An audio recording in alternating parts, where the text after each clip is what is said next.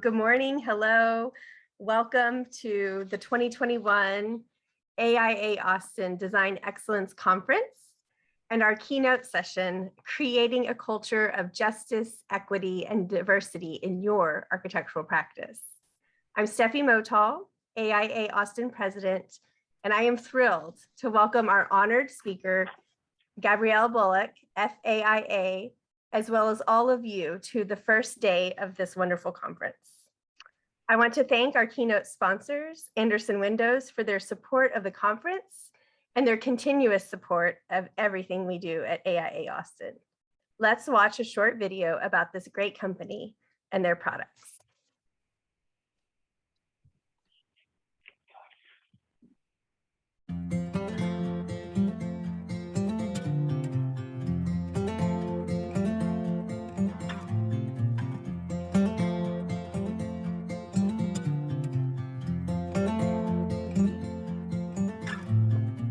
The stars may fall, the rains may pour, but I will love you evermore, 'cause you were born to make this right, 'cause you were born to chase the light.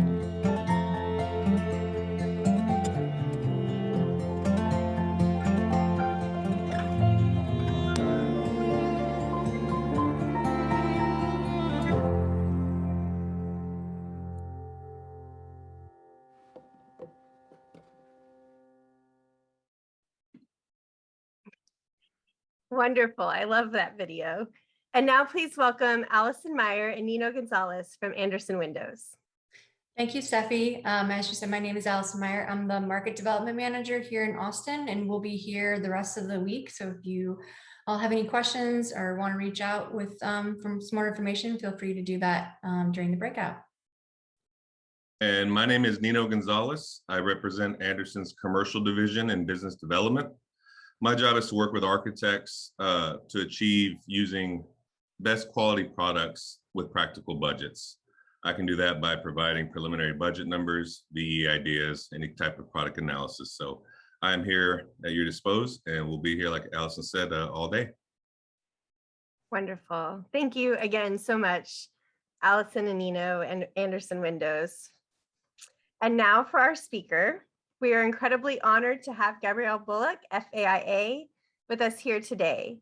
Gabrielle is a principal and the director of global diversity at Perkins & Will in Los Angeles. Gabrielle oversees Perkins & Will's diversity, inclusion, and engagement program, which works to support and strengthen a firm-wide culture that embraces a diversity of people, colors, creeds, credos, talents, thoughts, and ideas. Her unique role enables her to combine her passion for architecture and social justice to affect positive change at a micro and macro level. Gabrielle has been a key player in Perkins & Will's success for nearly 3 decades. She worked in both the New York and Los Angeles offices and became the first African-American and first woman to rise to the position of managing director of the Los Angeles office. Over the course of her career, she has led numerous complex and high-profile projects. Most recently, Destination Crenshaw, a project that combines all the elements that Gabrielle believes makes for a successful groundbreaking project. Gabrielle graduated in 1984 from the Rhode Island School of Design with degrees in fine arts and architecture, becoming the second African-American woman in history to earn an architecture degree from that university. In 2014, she became an AIA Fellow and served on the AIA's Equity in Architecture Commission. She is a member of the National Organization of Minority Architects, NOMAC, a past board member of the Girl Scouts of Greater Los Angeles, and a board member of the Center for Architecture and Urban Design, Los Angeles, and the International Interior Design Association. She served as the 2018-2019 president of IIDA. Gabrielle is the recipient of the 2020 AIA Whitney Young Jr. Award for her commitment to advancing diversity in the architecture profession. Gabrielle, imagine the thunderous applause that you would be hearing if you were in an auditorium right now. We're so grateful that you're here with us. And just a note to our audience, please put your questions in the Q&A as we go, and I will try to monitor those and anything that pops up in the chat. Thank you, Thank you so Steffi. much. Good morning, everybody. It's super early here, but I'm down for it. Let's see. I'm going to share and let me know that you can't see my notes. We can see your notes. Okay, hold on. Yes, ma'am. Oh, man. Sorry about that. Happens every time.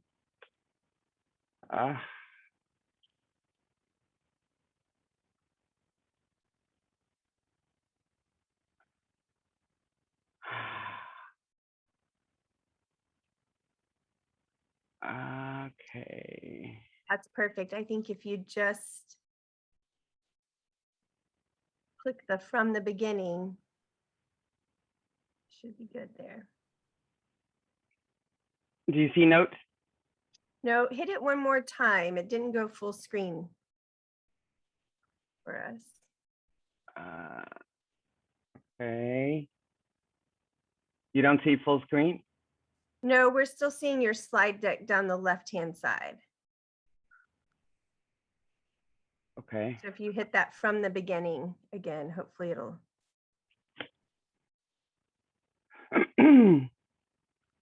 From the beginning. There we go. No? No. Well, I think it's okay that we see your slide deck as long as you have what you need on your screen for your notes and everything. Well, you sure?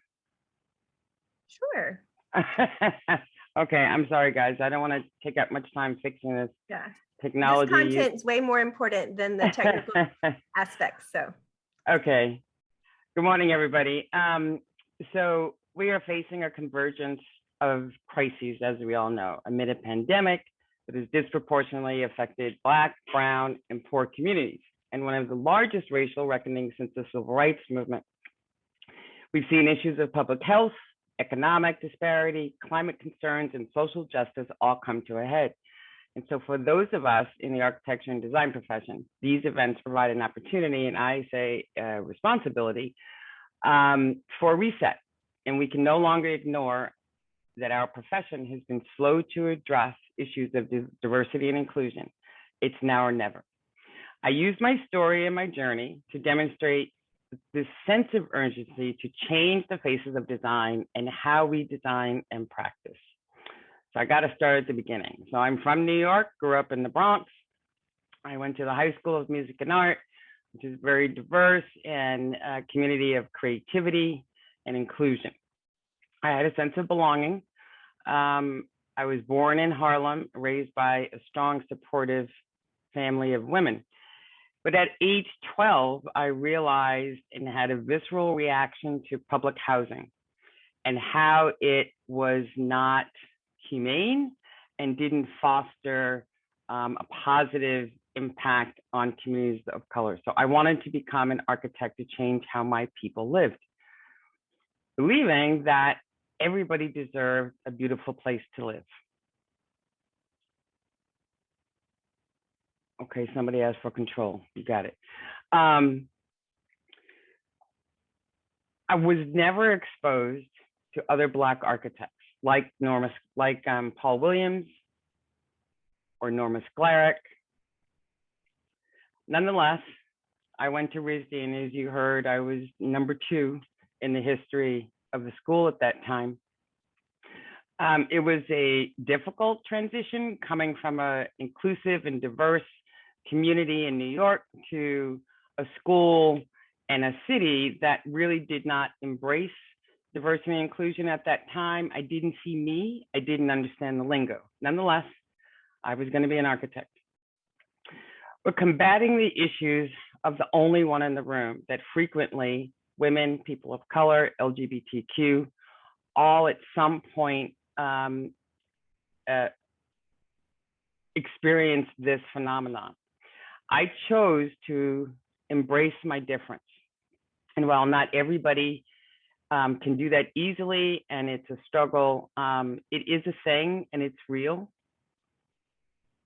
I'm one of, I think there's 504 or 508 now Black women licensed architects in the US.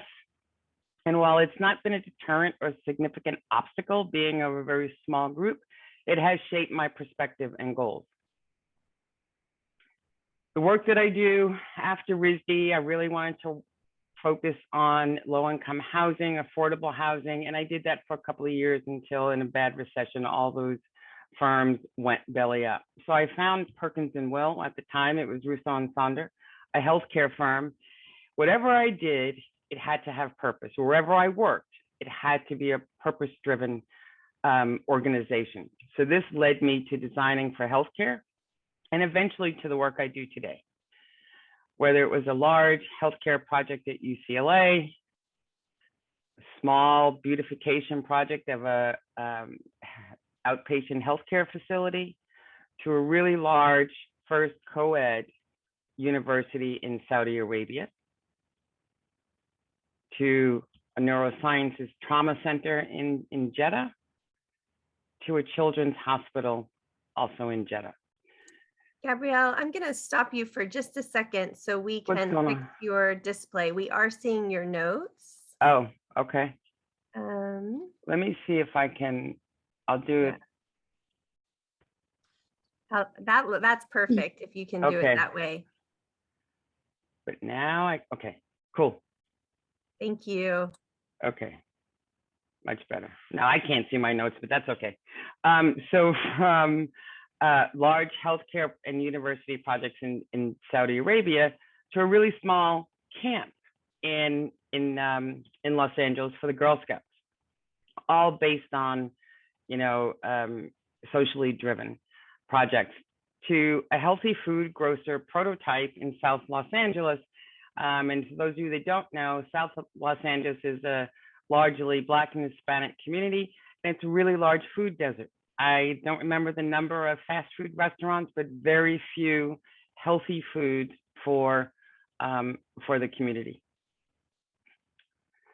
Two, what I'll share with you more about is Destination Crenshaw, which is an art and cultural experience in South Los Angeles. So all of that work, my aha moment on wanting to promote change occurred in 2013, largely coming off of doing the Saudi work, where I realized and experienced the importance of cultural competency and understanding the nuances of culture and how that informs authentic design. So I proposed to the firm that we focus, that we go beyond the aspirational need for change, for diversity and inclusion, to make real action and put a stake in the ground. Largely based on these three imperatives: the demographic imperative, which was true then and even more true now, and I'll share some statistics with you. But there's a demographic imperative on the more diverse our society becomes, the multiple generations in the workforce, the change in what the next generation is looking for in a profession. Of course, there's a business imperative where lots of research says that the more diverse you are, the more productive and profitable you are. And then the human imperative, it's just the right thing to do. So I'm going to share with you some 2020 census tidbits that I came across the other day. They just released the report. So for the first time, the white population is down, and the Black and Hispanic populations are up, and particularly the Hispanic Latino population is up 37% since 2010. Most US, all the growth has been in largely metropolitan areas. In California, for instance, the Latino Hispanic population is the largest racial demographic in the state. So The demographics are changing. This is going to be a largely minority population before too long. We set out with this mission statement, which has been tweaked last year in 2020, to really focus on social justice and not just diversity and inclusion.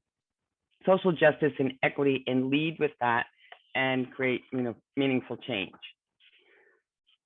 It's based on 4 pillars: build a culture of diversity, equity, and inclusion within Perkins & Will, and that means looking at everything we do through the EDI lens and now the JEDI lens, to establish it as a core value, not unlike sustainability, resiliency, and design excellence, and to build a future pipeline. The fact that I am one of 504 or 508 is significant, and so we need to increase to represent the communities we serve within future generations of our profession. So we are committed to that, and to lead the industry in the JEDI space. We are, we share all of our approaches. I'm going to share a lot of it with you today.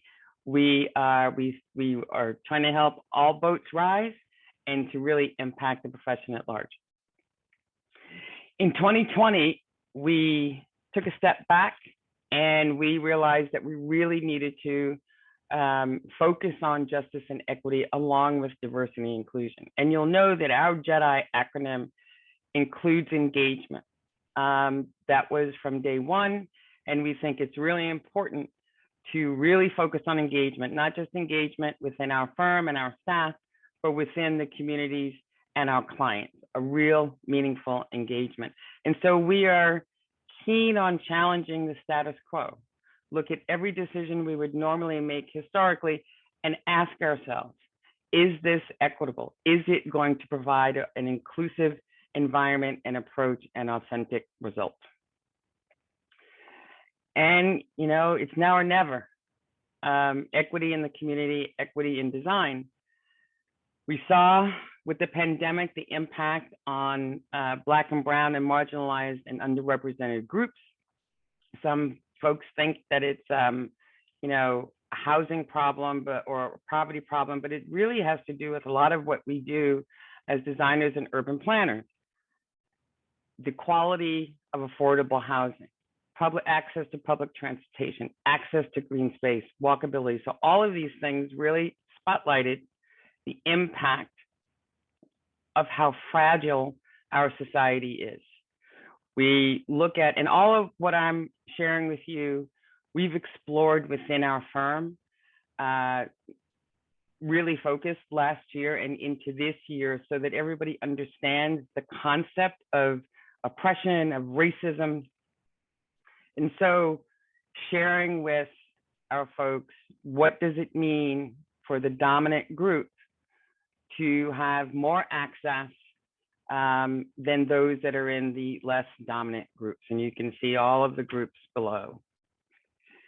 Understanding that unequal opportunities will result in unequal outcomes, and that in every aspect of our social systems, we need to look at how it is interwoven and how it's impacting how we live, work, and survive. We have developed a social equity toolkit, and it's based on the City of Seattle's social equity initiative several years back. And so some of the things that you'll see here are examples of that we've put into a toolkit. And I use the word toolkit lightly because it's really a prompt. It's a prompt to ask questions. It's a prompt to understand, in this case, the isms, racism, sexism, classism, and all of that. So all of these concepts, along with understanding what structural, institutional, and individual racism is. And we as professionals have the most impact in addressing structural inequities and racism within our organizations. Becoming culturally competent is really key. And this is not a pretty slide. I'll have a next one is much prettier. But I wanted to share this because there is some, to become culturally competent from a cultural destructive point of view, which is the one on the far left, where you actively belittle cultures, to all the way to the right, where you unconsciously hold culture in the highest esteem, and that's where you start. But if you look at some of the assumptions, for instance, under cultural destructiveness, forced assimilation, rights and privileges for only a dominant group. So if we are designing with those assumptions, then we are not going to be culturally competent. We're actually going to be destructive. But if we look at on the far right, where if we leave with an assumption that recognizes individual and cultural differences, and we develop new approaches accordingly. So that's to become culturally competent. And I think anybody can do it. Representation matters, but I think if we are to be responsive and authentic designers and responsive to our communities, we must lead with cultural competency and engage the community as a design partner and recognize and value the lived experiences of who we're designing for. So how do we do this, right? It's time to transform, recognizing the impact, of the civil rights movement and what that meant and what it means today. How we got here from an urban planning standpoint, urban renewal, which obliterated cities that are now reckoning and trying to come to grips with how do they undo that. We are working with several cities and communities that are seeking to rectify the ills that urban renewal has caused, the planned shrinkage, the policy of where services were withdrawn from blighted neighborhoods, to gentrification, displacement, and erasure of culture. These are all still very prevalent, and it's coming to the forefront in almost all of the clients that we are dealing with, and I imagine many of you are experiencing the same thing. Some resources that we share, we have conversations around, and I'm sure many of you have seen these books. My favorite is Palace for the People, which really talks about the social infrastructure and how it can help fight inequity, how the built environment can help fight inequity.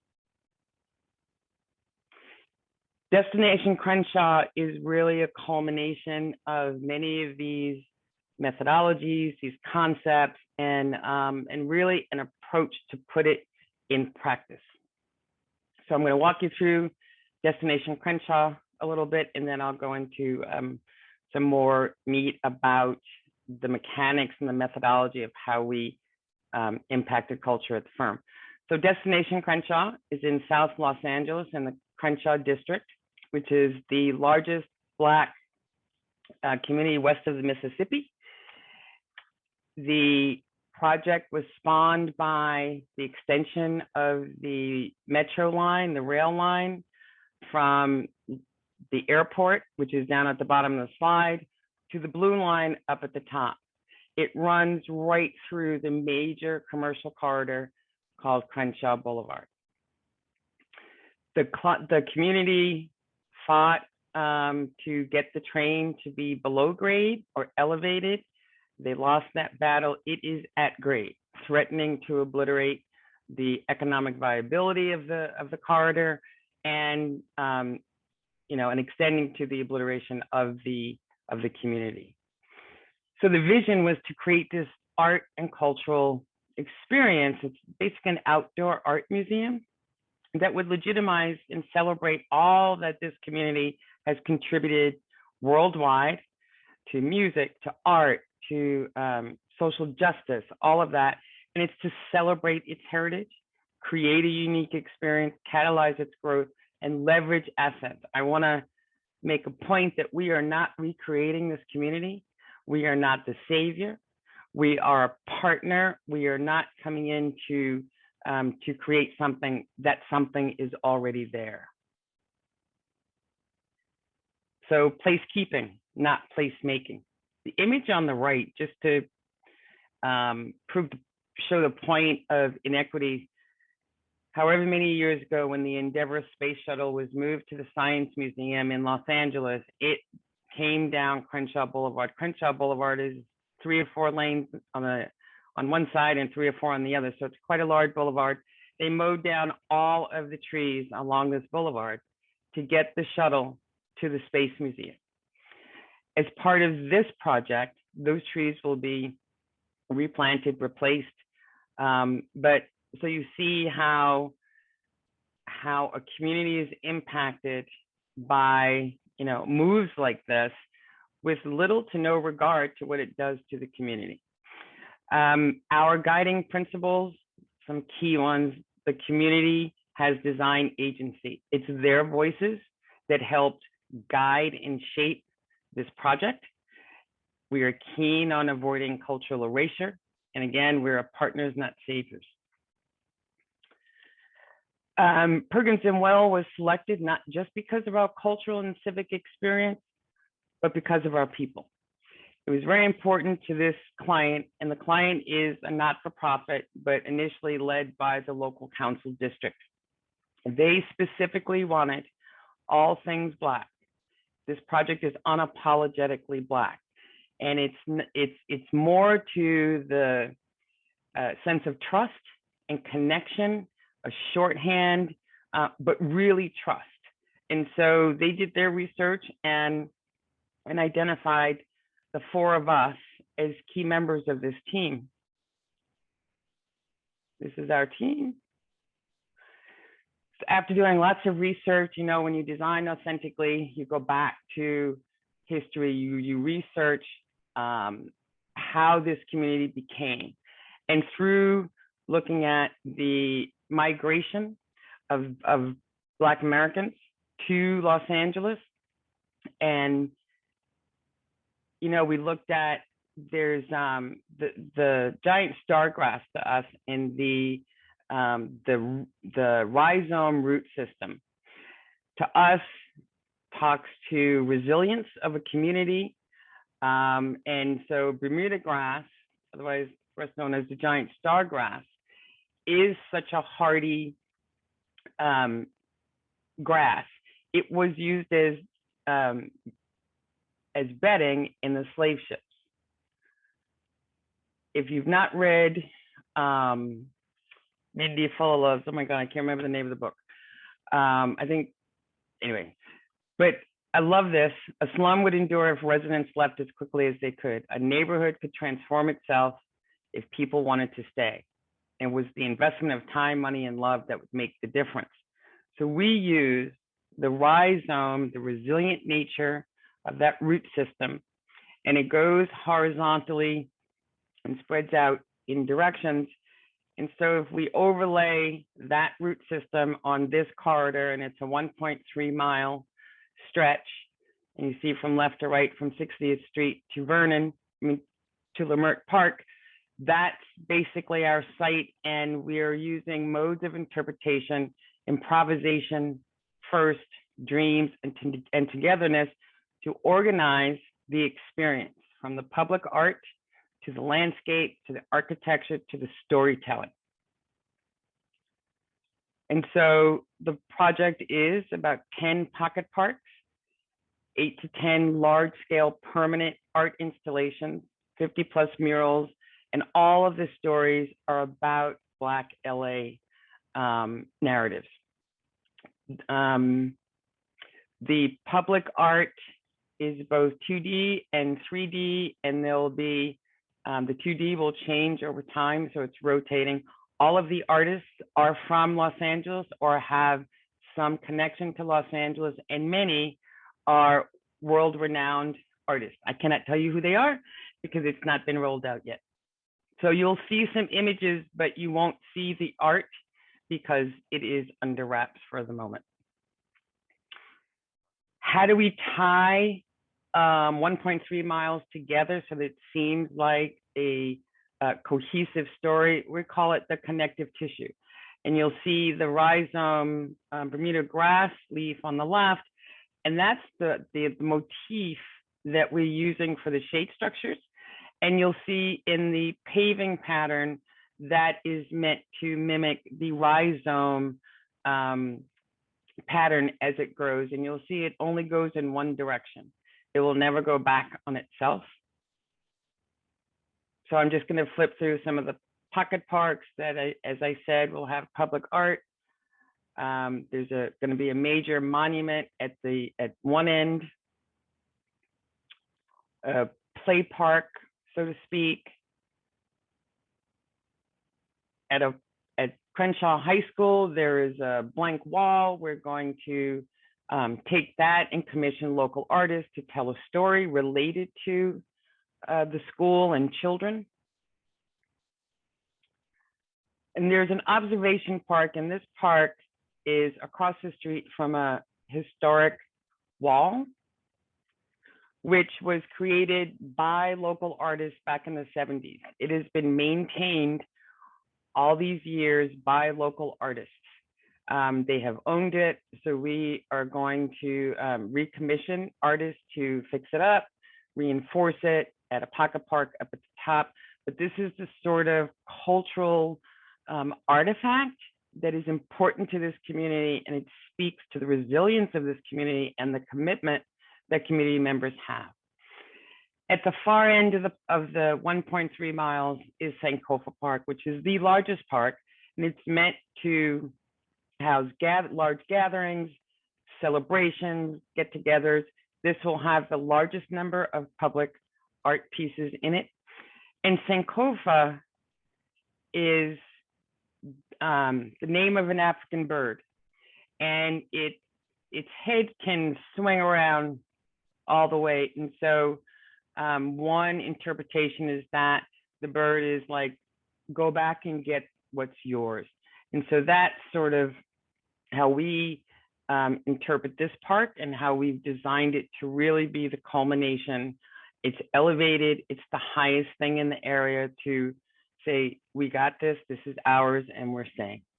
So if we are successful, we will have created an iconic boulevard, not only for the residents, but for visitors and investment. There will be economic development, and it amplifies this Black culture of this community.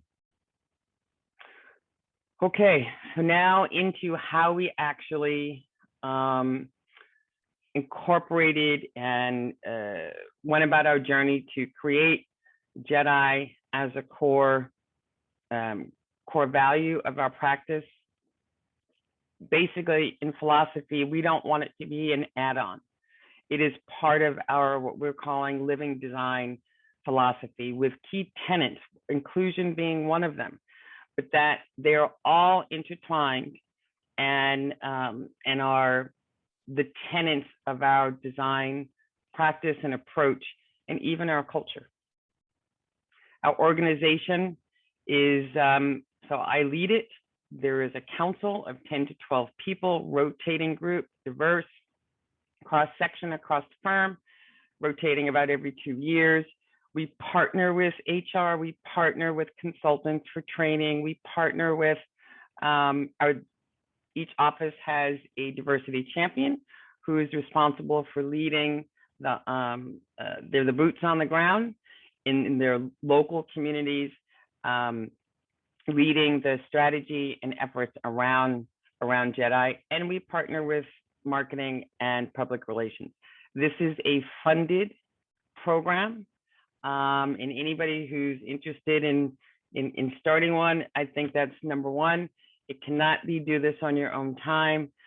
Us folks, us Black folks, are exhausted, and I know many firms have leaned on their staff members this last year, and I'm sure you've heard about the fatigue. So this must be, to be successful and really elevated to the importance that it needs to be, it must be funded and it must have a leader, in my opinion. Key aspects of it is partnerships, looking at talent and advocacy and taking action, all within the JEDI lens, and again, examining what's the status quo and how can we change it. I co-authored a paper on how we created our program, if you will. So you might want to take a look at it. There are 6 starting points. There is no end step. This is just a starting point. So hopefully that is helpful to you. Some strategies, really look at the gaps. A deep dive into the organization is what allowed us to identify those areas that we need to look at. Where were the gaps in the demographics? Where were gaps in salaries? All of that, look at it through every area through those lenses. And so we did this exercise. So it's about challenging the status quo and looking at our leadership behaviors, how we practice. So on the left are some of the status quo, the norms. Before, diversity was check a box. I love the second one here. It's the most benign. We could not find Black and brown people in digital content for projects like Destination Crenshaw. So we had to create them. So as a firm and many others, we challenge the digital content creators. When are you going to make your content more representative of our communities? But mostly, we've led with assumptions and probably the wrong assumptions. And we say, oh, it's always been that way. Well, if you look on the other side, so what can we do to challenge those norms to get it to be more inclusive and diverse? And I say, at the end of the day, challenge the norm and the status quo. So you might do that exercise in your own organization.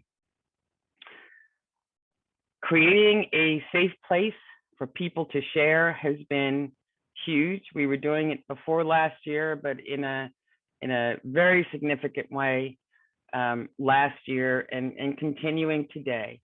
Creating a safe place for people to share, to be vulnerable, so that we can all help each other move forward and recognize where we've been and how it's impacting us differently.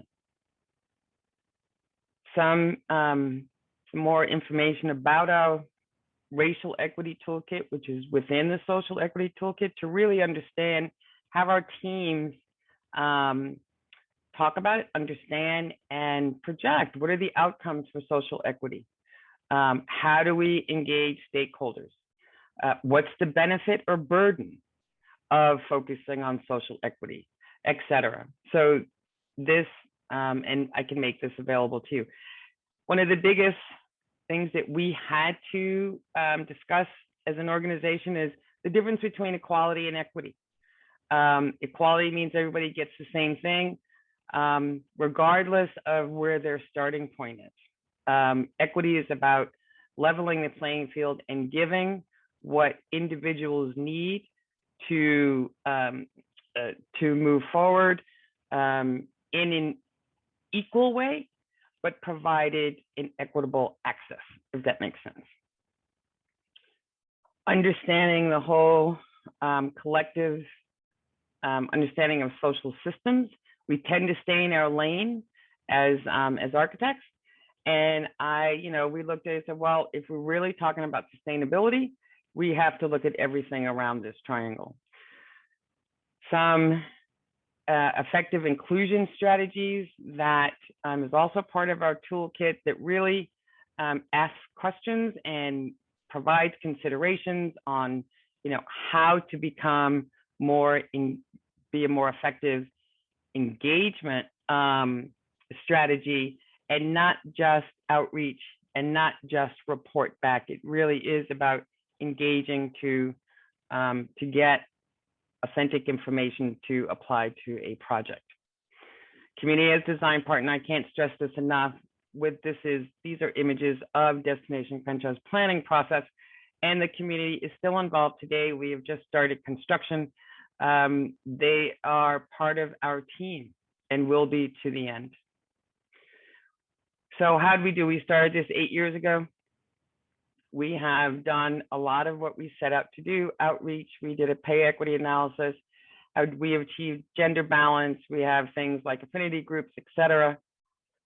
We are influencing the industry, but we have a lot more to do. And this journey is not going to be over for a while. It requires patience, diligence, intentionality, and being deliberate. And so we are constantly looking at our progress and where we're not making progress, and we are not resting on our laurels.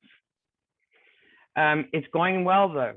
Our clients, I don't care if it's healthcare, higher ed, commercial, interiors, our clients are now asking for and looking for teams that share their core value of JEDI, of equity.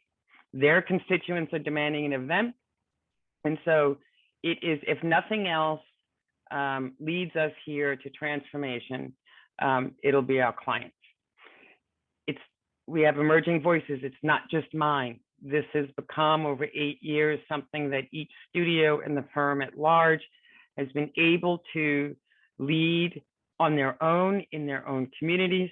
And so we've gained a lot of traction, but we are not, perfect. We still have a lot to do, a lot of recruitment and retention rigor, understanding how have we evaluated staff in the past, and is that an equitable process? The biggest thing is looking at how equity shows up in our work and in our teams. So we're keen on looking at that, both successes and some lessons learned, and of course, focusing on the client. I'm gonna move through. So we measure, right? If you don't measure, you don't know if you've improved. These are our 7 categories that we evaluate ourselves on an annual basis. I've highlighted equity in our work because that is the most important at this moment. We have achieved 100 score, perfect score by the Human Rights Campaign 3 years in a row, which fosters and supports LGBTQA+. We are involved in NOMA firm-wide and locally to build that pipeline. And so here are some demographic trends that we've achieved. When we started, we were 44% female and 56% male. We are now 51% female and 49% male firm-wide.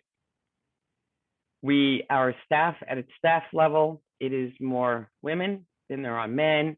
At the principal level, we are still 25% women. So we have some work to do.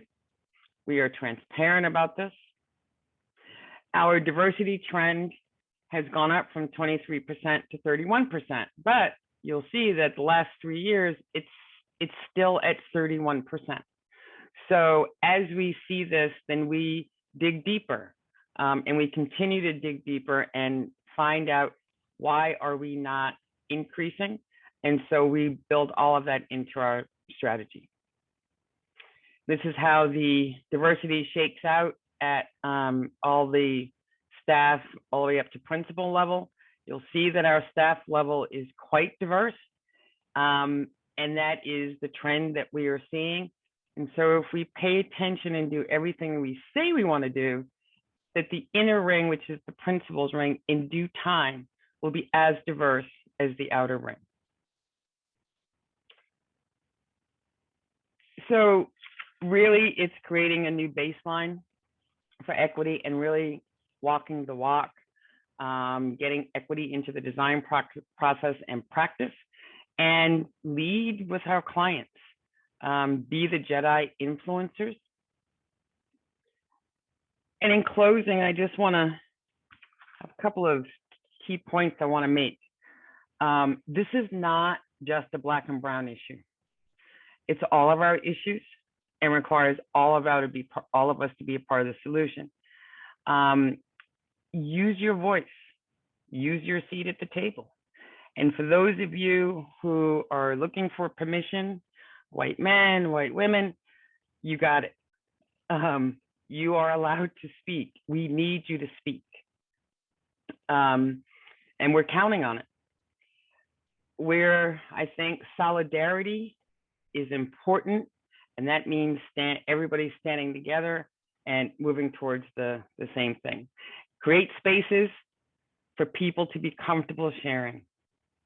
And now, we can't ignore the impact that we have on people, communities, and society. We have a responsibility to design with these concepts in mind and transform toward a more equitable profession. I set out to change the world in my own way. And I challenge each of you to do the same.